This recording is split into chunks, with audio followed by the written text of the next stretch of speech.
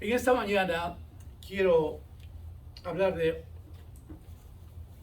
algo maravilloso que está escrito en el libro de Hechos y que se refiere a un varón de Dios llamado Esteban.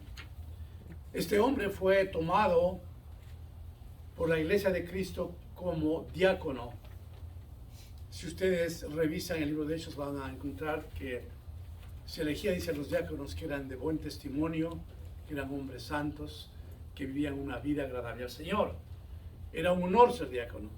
Pero parecería que Esteban tenía algo especial en su vida, una llenura del Espíritu Santo maravillosa.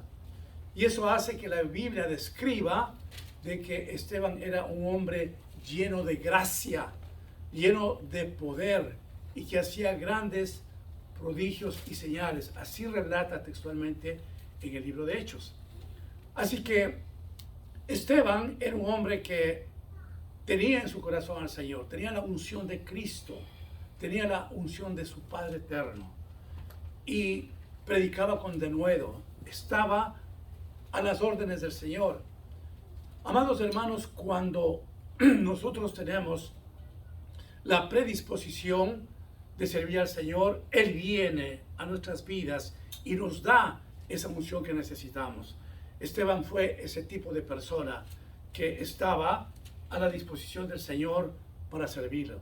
Es que, hermanos amados, cuando nosotros amamos al Señor y le decimos al Señor que use nuestras vidas, Él lo hace. Porque recordamos siempre que es la palabra del Señor, como nos enseñó nuestro Señor Jesucristo. La mies es mucha, pero los obreros son pocos. Así que Esteban tenía un corazón muy grande para el Señor. Esteban amaba al Señor y por eso el Señor le regaló la unción. Amados hermanos, nosotros estamos viviendo en una época en que necesita el Señor obreros. Necesita que cada uno de nosotros podamos decirle: Señor, heme aquí, envíame a mí. El Señor quiere usar nuestras vidas y la unción que un día dio a Esteban, a Pablo, a Pedro, es la misma unción que usted y yo podemos tener en esta mañana, hermanos, y todos los días de nuestras vidas. Así es que los líderes de la sinagoga miraban con desagrado la vida de Esteban por la unción que él tenía. Miraban con un espíritu contrario a las cosas que hacía y decía Esteban.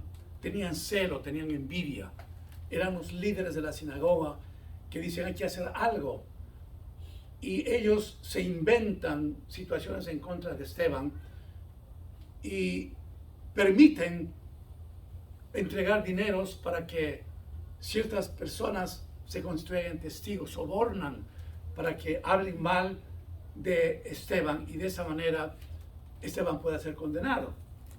Así que estos falsos testigos en el libro de Hechos menciona de que dicen que Esteban lo que está haciendo es hablar en contra de Moisés, hablar en contra de Dios, y que decía que ese Jesús lo que quiere hacer es destruir el lugar donde ellos adoraban a su Dios. El sacerdote se acerca y le pregunta a Esteban: ¿es esto así? ¿Es esto así? Está aquí textualmente en la Biblia. Es ahí cuando Esteban arranca, hermanos, con una enseñanza bíblica, con una enseñanza tan maravillosa que yo personalmente soy muy tocado por dos razones, por dos cosas en el Nuevo Testamento. La presentación del apóstol San Pablo cuando él da su testimonio de su conversión. Y esta que es una enseñanza bíblica tremenda, cómo Esteban empieza a describir históricamente las cosas que ocurrieron. En otras palabras, se convierte en un maestro de Biblia tremendo. Y algún día, hermanos, lean ustedes con mucha atención cómo arranca Esteban dándoles una clase de Biblia a estos líderes religiosos. Hace una reseña histórica de la vida de Abraham, de la vida de Isaac, de Jacob. Habla del ingreso de las 12 tribus a Egipto. Habla de la presencia de José que tuvo en Egipto. Habla de las maravillas que hizo el Señor con José. Luego va caminando históricamente la historia bíblica y habla de Moisés, del retiro del pueblo de Israel de Egipto. En otras palabras, hermanos, hay una presentación de una enseñanza bíblica maravillosa. Yo supongo que todas las personas que escucharon a él deben haberse quedado abiertos de la calidad, de la categoría, cómo él presenta este estudio bíblico, cómo hace una reseña histórica para que ellos comprendan el por qué estaba predicando. Así que con este antecedente quiero empezar mi mensaje y vamos a irnos al libro de Hechos, al capítulo 7, y voy a darles lectura. Ustedes me acompañan solamente. Voy a darles lectura arranco con el 51. Y les dice: duros de cerviz e incircuncisos de corazón y de oídos, vosotros resistís siempre al Espíritu Santo, siempre resisten al Espíritu Santo, como vuestros padres, así también vosotros. ¿A cuál de los profetas no persiguieron vuestros padres y mataron a los que anunciaron de antemano la venida del justo, de quien vosotros ahora habéis sido entregadores y matadores? Miren ustedes, hermanos, la unción de Esteban, cómo les enfrenta. Él estaba solo, recuerden, cómo les enfrenta a los líderes de la sinagoga. Y dice: ustedes son de dura cerviz, ustedes resisten al Espíritu Santo, ustedes fueron los asesinos de nuestro Señor Jesucristo. Es así la forma como les desafía, les enfrenta Esteban a todos los que escuchaban lo que él quería decir. No hay en Esteban una persona que se da las vueltas para poder decir lo que Dios había puesto en su corazón. Él tenía la unción del Señor. Identificar a las personas y decirles en su cara: ustedes son asesinos, ustedes mataron a Jesucristo. Había que tener una unción grande, una valentía maravillosa, como otro día lo hizo el apóstol San Pedro, cuando igual les dijo: ustedes mataron a Jesús. En estos tiempos, amados hermanos, que a la gente les gusta escuchar solamente las cosas lindas, como dice la palabra del Señor, para que les hagan cosquillas en los oídos. Entonces les gusta escuchar a la gente lo que les conviene, pero no quieren escuchar la verdad, porque la palabra del Señor es dura, penetra hasta los huesos, hasta las entrañas, cuando estamos diciendo la verdad. A la gente no le gusta escuchar cuando se predica el pecado. A la gente no le gusta escuchar en la congregación cuando decimos la verdad.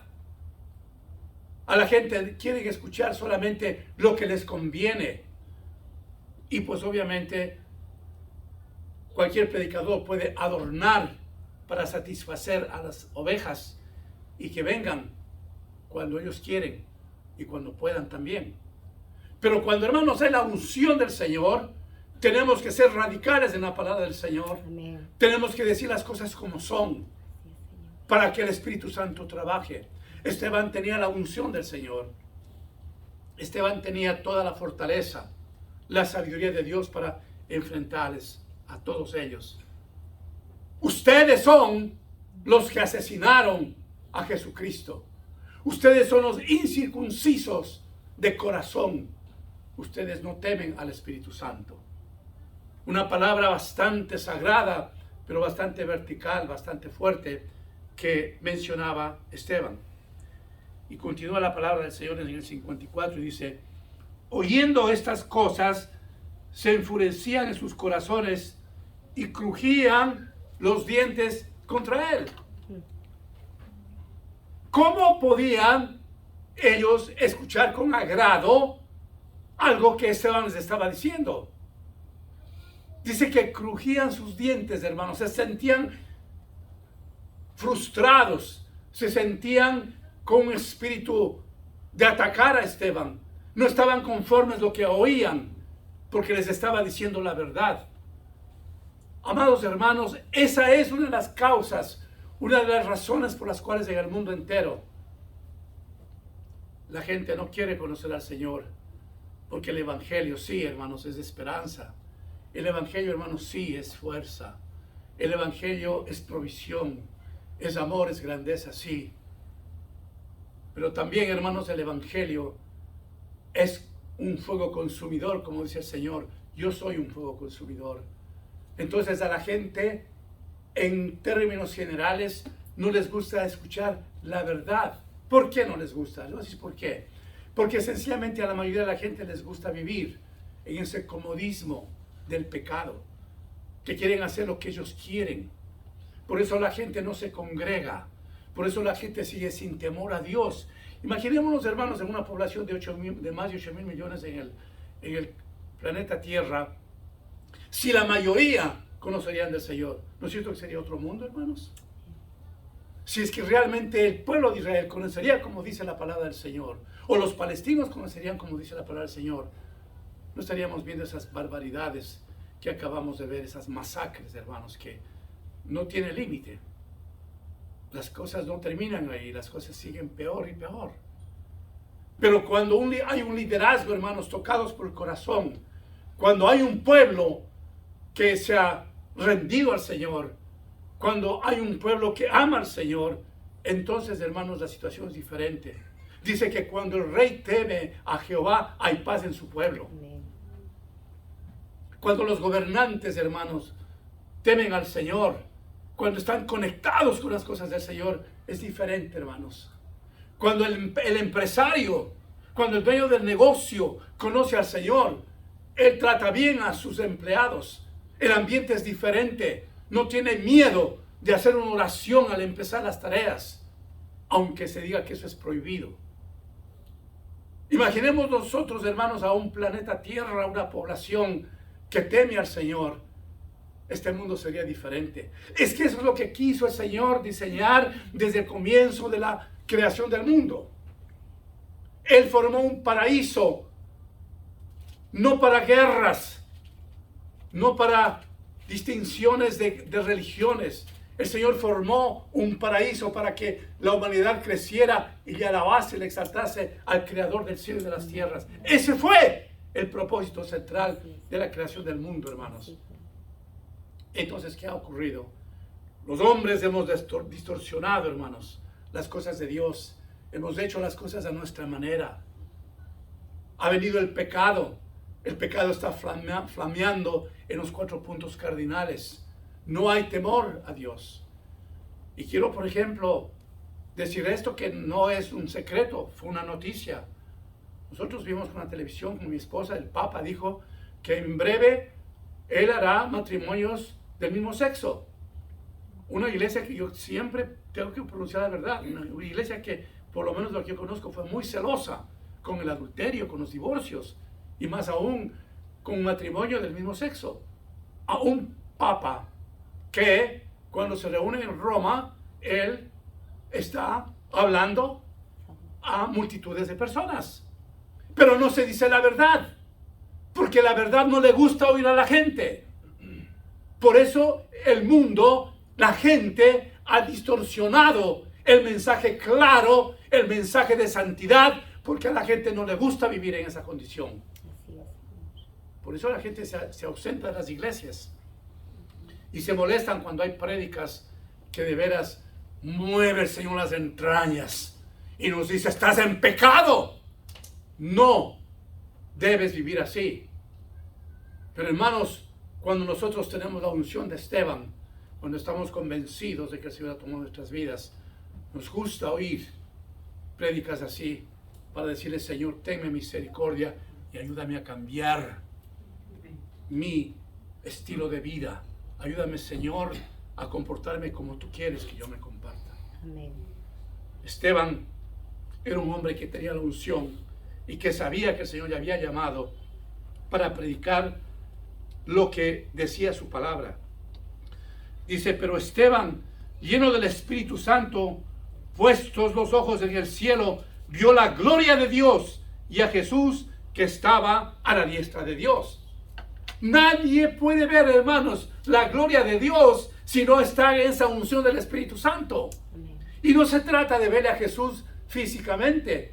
Se trata de sentir en nuestras entrañas la vivencia, la presencia de Él que nos dice el Señor: hijo mío, hija mía, yo te amo. Aleluya. No necesitamos físicamente mirarle al Señor, como le pasó a Esteban, que fue una excepción.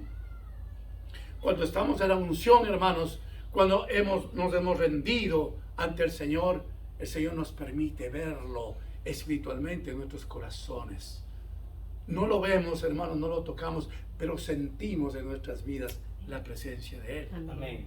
Esteban tuvo la bendición grande de ver al Señor a la diestra de Dios. En esos momentos que la gente le estaba reclamando, en esos momentos que la gente estaba en contra de Él. Y Él sabía lo que le iba a esperar, que vamos a ver en breve. Y dijo: he aquí, veo los cielos abiertos y al Hijo del Hombre que está a la diestra de Dios. En 2 versículos está confirmando que él está viendo la presencia de Dios. He aquí, veo los cielos abiertos y al Hijo del Hombre que está a la diestra de Dios. Entonces ellos, dando grandes voces, se taparon los oídos y arremetieron unos contra él. Cuando escucharon la verdad, hermanos, imagínense ustedes, tratemos de fotografiar este escenario. Está hablando con firmeza Esteban. Está diciendo: yo este momento estoy mirando el cielo, estoy mirando la gloria de Dios, estoy mirando a Jesucristo a la diestra de su Padre. La gente no podría asistir y se taparon los oídos. Porque, hermanos, la palabra de Dios penetra hasta lo más profundo. El impío no puede resistir las cosas sagradas de Dios. El impío no puede escuchar la verdad. El impío no puede resistir las cosas que el Señor nos enseña, hermanos. ¿Qué estaba hablando de mal Esteban? Nada en absoluto. Dice: yo estoy mirando este momento en los cielos, la diestra de Dios, y estoy mirando a Jesucristo que está junto a Dios. Eso significaba, hermanos, que Esteban tenía una comunión grande con el Señor. La gente que le estaba escuchando simple y llanamente no entendía lo que Esteban estaba diciéndoles. Ay, amados hermanos, hay cosas en nuestras vidas que debemos clamar al Señor. ¿Por qué no estoy entendiendo? ¿Por qué no entiendo esto, Señor? Yo, por ejemplo, hermano, estos días he estado diciendo al Señor: Señor, tú eres poderoso, eres soberano, Señor. Tú viste la masacre que se hizo en Israel. Y ahora tú ves esas familias palestinas, esos niños que van sangrando a los hospitales, Señor. Tú eres un Dios de todo el mundo, Señor. ¿Qué ha ocurrido, Padre? ¿Qué hay? Yo tengo una sola respuesta que Dios puso en mi corazón. Ellos me han dejado. Ellos no me conocen. Ellos no me han visto. Cuando los países sufren, hermanos, cuando los países ven sangrando a sus hermanos en los conflictos de guerra especialmente, el Señor hace énfasis, hermanos, de que hemos dejado las huellas perfectas que el Señor nos dejó un día. En el seno de los hogares, hermanos, estamos muchas veces confundidos, sin saber qué hacer, porque hemos dejado el primer amor con el Señor. Nos hemos olvidado de su grandeza y empezamos a hacer lo que queremos, sin darnos cuenta que le estamos fallando al Señor, sin darnos cuenta que le estamos ofendiendo al Señor. Y continuamos en una vida religiosa, dele y dele y dele.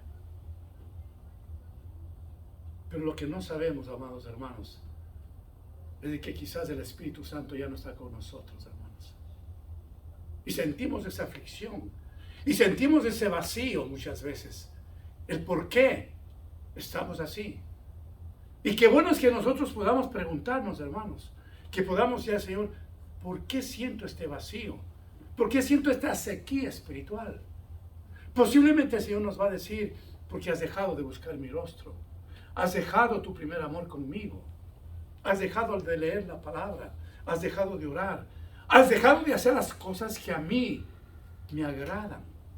Ya no estás entusiasmado con mis caminos, con las cosas que te he enseñado. Cuando vemos, hermanos, situaciones álgidas, que el Señor no es que está empujando a un país A versus el país B, no. Recordemos algo, hermanos, de la Biblia. A mí me gusta siempre tocar lo que dice la Biblia, para no hacer interpretaciones vagas. ¿Qué dice la palabra del Señor? Que el enemigo vino ¿a qué? A matar, a robar y a destruir. ¿Qué hemos visto en los dos países ahora que están confrontándose? Muerte, robo, asalto, destrucción. ¿No es cierto? ¿Quién ha gestado todo este asunto? ¿Dios? ¿Jehová de los ejércitos? No, de ninguna manera. El enemigo ha envuelto, hermanos, todo esto para causar destrucción, para causar horror, para causar crueldad. Imagínense ustedes más de 1 millón de palestinos con sus niños tiernos que no son culpables de nada. Mujeres, padres de familia que no son culpables de nada, abandonando su casa, su colchón, su cama, sin horizonte, sin brújula. No saben a dónde van, no hay agua, no hay comida, no hay medicinas, no hay nada, hermanos. ¿Eso es creado por Dios? No. La Biblia me dice a mí, yo he venido a darles vida y vida en abundancia. Amén. Entonces, hermanos, cuando hay sequía en nuestros corazones, tenemos que preguntarle al Señor, Señor, ¿qué está pasando? Y sabe una cosa, hermanos, que eso es bueno en usted y en mi persona, que le podamos preguntar al Señor, ¿qué está pasando? ¿Sabe por qué, hermanos? Porque todavía quedan residuos en su corazón y en el mío, residuos de temor a Dios, de continuar con el Señor, que nos detenemos, hacemos una pausa en nuestras vidas y decimos, Señor, ¿por qué está ocurriendo todo esto? Ayúdame, Señor. No te estoy cuestionando, pero ayúdame a entender el por qué está pasando esto. Espere respuesta del Señor. Él le va a decir el por qué. Él va a poner en su corazón qué está ocurriendo. Y cuando el Señor, hermano, nos está diciendo que está ocurriendo, por favor, ponga oídos y haga lo que el Señor le está diciendo para que las cosas no empeoren. Así que Esteban, hermanos, después de ver la gloria del Señor, dice él que vio a la diestra a Dios. Y continúa la palabra diciendo, entonces ellos, dando a grandes voces, se apartaron los oídos y arremetieron a una contra él. Y echándole fuera de la ciudad, le apedrearon, y los testigos pusieron sus ropas a los pies de un joven que se llamaba Saulo. Detengámonos un momento, hermanos, y nuevamente les pido fotografiemos esto. Vemos a un hombre que empiezan a apedrearle. ¿Cómo sería, hermanos, el dolor de Esteban al recibir en su cuerpo tantas piedras? ¿De qué tamaño habrán sido las piedras, hermanos?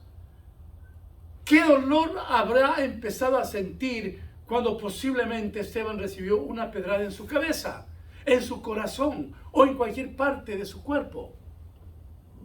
Era el resultado de lo que él estaba predicando, la palabra de Dios. Era el resultado de decir las cosas como son, hablando el evangelio con toda verticalidad y diciendo las cosas con transparencia. Pero había que pagar un precio, hermanos. ¿Sabe una cosa, hermanos amados? Que en la vida cristiana hay que pagar un precio. Y usted y yo nos podemos decir, yo no creo que a mí nunca me van a apedrear. ¿Es cierto? No le van a apedrear. Pero, amados hermanos, hay algunas cosas que cuando digo hay que pagar un precio, hay que hacerlo. Por ejemplo, esta carne que tiene una lucha grande con mi vida, con usted, nos invita a hacer algo que la carne quiere que le agrademos. Entonces empezamos en un conflicto, en una lucha. Hago o no hago, hago o no hago. Y la carne sigue empujándonos a hacer lo que no conviene. Y nos detenemos nosotros cuando estamos llenos del Espíritu Santo y le decimos, Señor, ayúdame por favor. porque tengo esta tentación. Ayúdame, por favor, Señor, que la carne quiere enseñorearse en mi vida. ¿Qué hago, Señor? El Señor le va a contestar, hermanos. Eso significa pagar un precio. No hacer lo que la carne nos está diciendo que hagamos para complacernos. En esta buena tarea que Dios me ha puesto, porque Dios es precioso, cómo nos disciplina. A raíz de que mi glucosa se disparó porque me dio el COVID, que ustedes saben. Siempre viví de ejemplo al comer a mi esposa, a mi hijo Mauricio, a mi hija Sofía, y también a David, ¿no? Y a Natalia, y a Ligia, a mi familia. Pero yo no me oponía a eso siempre. ¿Cómo les parece a ustedes de que yo, a esta edad, deje de tomar mi jugo de naranja? Por favor, no me fastidien. ¿Cómo creen ustedes que a esta edad deje de comer mi pan con mantequilla? ¿Cómo creen ustedes que yo no puedo comerme esta fruta, etcétera, etcétera? Y yo era contrario a todo eso. Pero Señor, ¿qué hago? Bueno, el Señor me permitió que yo tenga COVID y que me haga entender que la glucosa tenía que ser controlada con un estilo de vida, con un nuevo estilo de comer. Y empecé a hacer eso, hermanos. Yo le decía a mi esposa, creo ayer nada más, o anoche, ¿tú no crees que cuando estoy en el desayuno solo y tengo mi tacita de leche mezclado con café, no me da deseos de poner un pan y ponerle mantequilla y poner un poco de azúcar a mi leche? Claro que sí. Le digo, no, Señor, por favor, ayúdame, porque esas 22 libras que me ayudaste a bajarme, otra vez las voy a tener. No lo hago. Pero ¿qué ocurre, hermano? Que después de que me tomo mi tacita de leche con cafecito, mezclado en instantáneo, café instantáneo, y acompañado de un par de huevitos quizás, el hambre se acabó, y por lo consiguiente el deseo. Hagamos una analogía de esto, hermanos. Son segundos el que yo mismo me digo, no voy a ponerme azúcar en la leche, no voy a comer pan, no voy a comer mantequilla. Se me va el hambre y quedo satisfecho con la leche y los huevitos que se me dio. Es asunto, hermanos, que en esos segundos en que la carne nos está empujando, y hablo una cosa superficial que es esto, porque no me ha estado empujando la carne al pecado, pero le digo no, porque no me conviene. Por eso el apóstol San Pablo subraya categóricamente y dice, todo te es lícito, mas no todo te conviene. Todo podemos hacer en nuestras vidas, pero no todo agrada al Señor, hermanos. No. Hay que detenernos, hay que hacer una pausa y poder decir, Señor, lo que yo estoy pensando, lo que yo estoy haciendo, Señor, ¿de veras te agrada a ti? ¿De qué manera te estoy glorificando tomando esta decisión? ¿De qué manera, Señor, te estoy honrando yéndome a este lugar? ¿De qué manera, Señor, el modus operandi de mi vida dentro del hogar te está agradando a ti? Entonces notemos una cosa especial, hermanos. Cuando en el Espíritu de Dios nos detenemos a reflexionar un momento y le clamamos al Señor de que esa lucha que la carne nos está dando, la podamos resistir, Dios nos ayuda. Resistir al diablo y Él huirá de vosotros. Resistir al diablo y Él huirá de vosotros.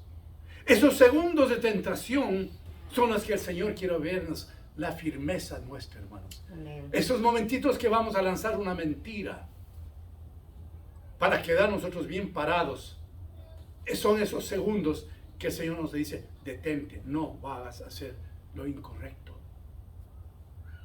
Esta lucha con la carne seguirá, hermanos, hoy y mañana y siempre.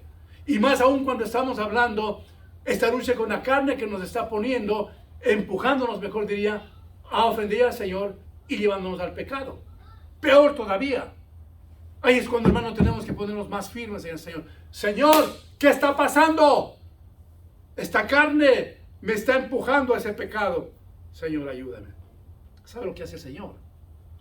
Inmediatamente viene y le da las fuerzas suficientes para decir no al pecado, no a la tentación. Dice, hermanos, en la epístola de San Pedro, que Él sabe librarnos a sus hijos hasta de la tentación. Qué interesante, ¿no? Él nos libra de la tentación. Así es que nadie puede decir, el Señor me ha tentado. El Señor sabe guardarnos de la tentación, hermanos. Cuando Él ve en esos segundos algo que hay en nuestro corazón, ese residuo que ha quedado por lo menos de temor a Dios. Eso es lo que hace el Señor en nuestras vidas. Y nosotros debemos ser muy agradecidos que usted y yo tenemos al Espíritu Santo que nos está conduciendo en cada momento. La palabra del Señor dice, y apedreaban a Esteban mientras él invocaba y decía, Señor Jesús, recibe mi espíritu. ¿Qué le hace acuerdo de esto, hermanos? La muerte de nuestro Señor Jesucristo, ¿no? En tus manos encomiendo mi espíritu. Cuando nuestro Señor Jesucristo ya entraba a los últimos minutos de su fallecimiento, en tus manos encomiendo mi espíritu. Mire qué valentía de hombre Esteban, hermanos. Mientras él invocaba y decía, Señor Jesús, recibe mi espíritu. Y puesto de rodillas, clamó a gran voz, Señor, no les tomes en cuenta este pecado. Y habiendo dicho esto, murió. Qué valentía de hombre, hermanos. ¿Por qué después de darles una clase de Biblia de primer orden, hermanos, que repito, no he visto en el Nuevo Testamento un hombre que pueda dar una clase de Biblia tan perfecta como lo hizo Esteban, a más de el testimonio que les decía a ustedes de Pablo? Pero ¿qué hacía Esteban? Esteban estaba predicando la palabra. Esteban estaba en la unción del Señor. Estaba haciendo lo correcto para recibir las pedradas que le dieron. En ese momento él podía exclamar, Señor, manda fuego a esta gente para que todos vean tu grandeza y yo sea liberado de esta situación ágil que estoy pasando. Manda fuego, Señor. Yo sé que lo vas a escuchar, ¿no? En el dolor de él puede decir, Padre, no les tomes en cuenta a esta gente lo que han hecho. Qué calidad de hombre, qué espíritu, qué valentía, qué unción de hombre, que él estaba pidiendo perdón por aquellas personas que le lanzaban piedras para matarlo. Y muere apedrado Esteban. Y muere apedreado. Qué dolor habrá sentido, hermanos, de cada piedra, para que finalmente expire y pueda decir, te entrego mi espíritu. Pero ¿cuál fue las buenas noticias de este episodio bien serio de Esteban? Es que él murió y fue a la presencia de Cristo. Amén. Amén. ¿No es eso hermoso que le pueda pasar a usted un día y a mí también? Amén. Independientemente de la forma como vamos a morir, yo pienso que usted y yo, en la misericordia de Dios, no vamos a morir apedreados, pero cuando nosotros sintamos la muerte, que podamos decir al Señor, Señor, en tus manos te entrego mi espíritu. Vamos a morir y ese rato estamos en la presencia de Dios. Amén. Así que este momento podemos ver la gloria de Dios en Esteban. Como quien dice, hijo mío, yo oí tu mensaje. Yo escuché la enseñanza bíblica que diste. Yo te vi la valentía. Yo vi todo lo que tú hablaste a este pueblo. Ahora yo te compenso. Hoy mismo estarás conmigo en el paraíso.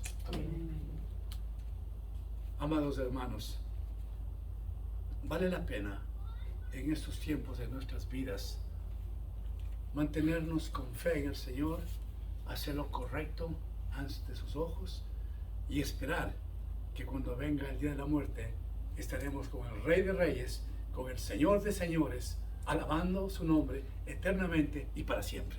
Amén. Inclinen sus rostros, por favor.